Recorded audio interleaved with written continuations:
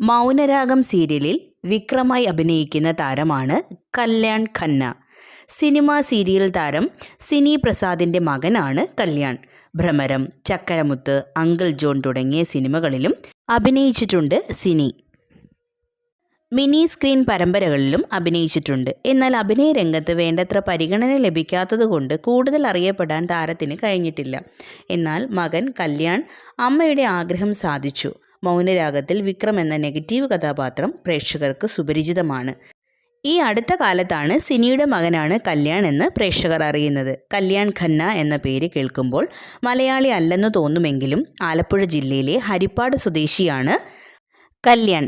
കല്യാണിൻ്റെ പിതാവ് വ്യത്യസ്തതയ്ക്ക് വേണ്ടിയാണ് ആൺമക്കളുടെ പേരിനൊപ്പം ഖന്ന കൂടി ചേർത്തത്.